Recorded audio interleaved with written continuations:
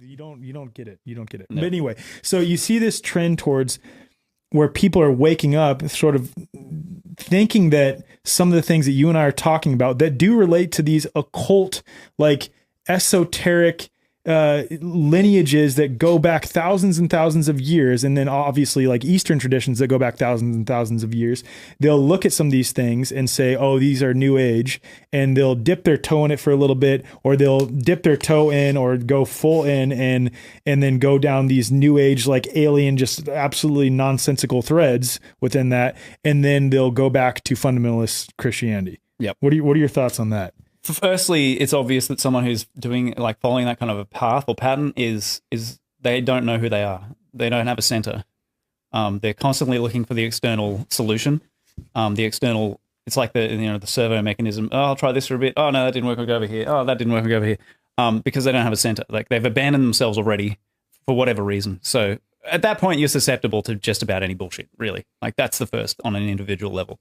So I think on a sociological level, it's interesting because there is, as we were just saying, while you're changing the batteries, there's this weird kind of like resurgence of like fundamentalist Christianity. And I'm not, like, my job is not to sit here and bash people for believing something, like, and that's something believers struggle with. People who frame their entire reality in terms of belief cannot relate to someone who has left belief behind and has like a gnosis or insight, whatever.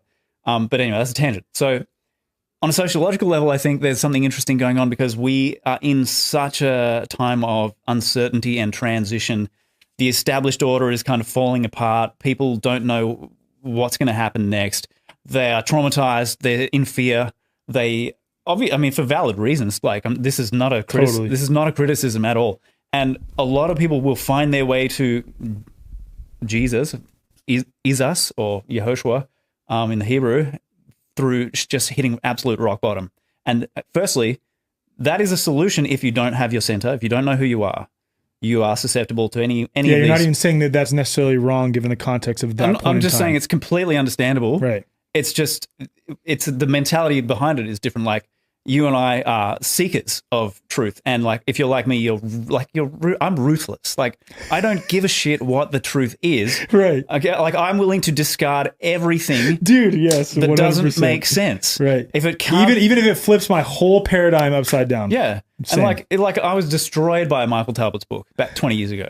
And so that's why we're here having this conversation. Right. Like, thank God I was destroyed by that book. Like, right. Otherwise my life would be shit. I'd be working a dead end job, probably going home to hang myself. Like, it right. would just be like horrible. Thank God for the and now you're 40 years old and you look like you're 18 because you're.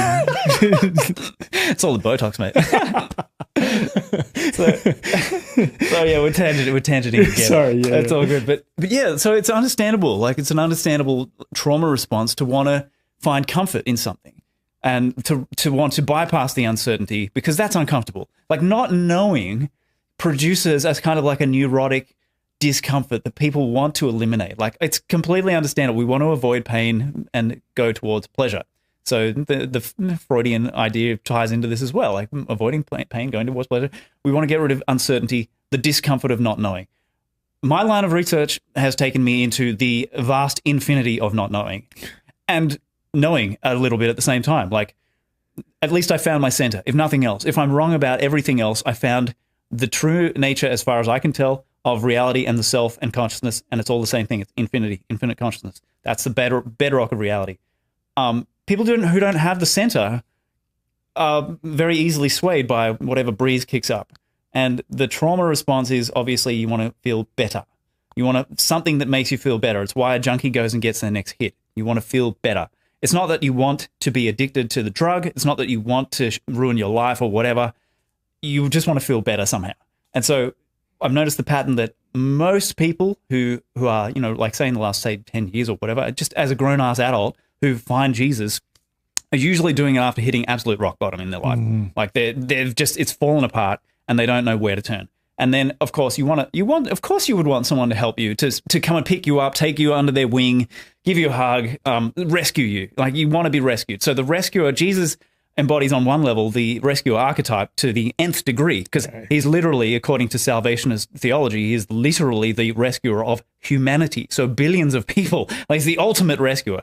Now, we've already mentioned that's a fraudulent idea, But of course, so on an archetypal level, on a very deep-seated level, the inner wounded child is very drawn to that. That's a surrogate parent figure as well.